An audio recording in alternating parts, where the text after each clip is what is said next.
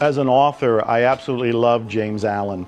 I first started reading him during the time when I was at the public library, living there. I was homeless in Dallas, and I would read books like James Allen's who would fortify me, who would teach me that my mind was creating my reality. And at first it was hard to take because I thought, I'm homeless. How did I create my own reality?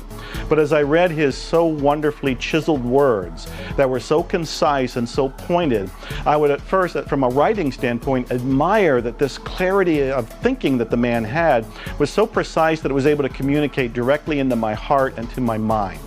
And then as I considered everything he was talking about, I realized that as a man thinketh is absolutely true.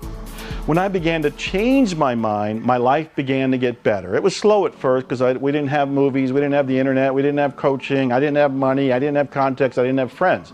But I had a book, James Allen's book. And as I discovered, he wrote a lot of other books, and I started reading them. And in many ways, it was a kind of positive brainwashing, where I came up thinking I was a victim. I was subject to the brainwashing of survival that everybody else gets. What I discovered was a breakthrough in thinking. I discovered a transformation, and it all began by reading James Allen's books. He'll never know it, but I will be forever grateful for the man and all the publishers who kept his work in print, because it's changed my life forever. As a Man Thinketh, as his most popular book, was very widely read, very widely quoted.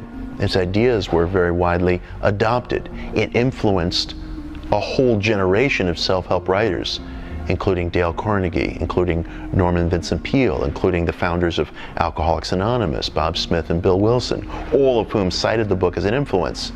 People who have barely heard the name James Allen have heard the phrase, as a man thinketh, which he adopted from Proverbs, and they probably have a relative or a spouse or a housemate or a friend who at one point or another told them, oh, you got to read this. This is one of my favorite books. It's extraordinary how widespread that book has become. It's an achievement.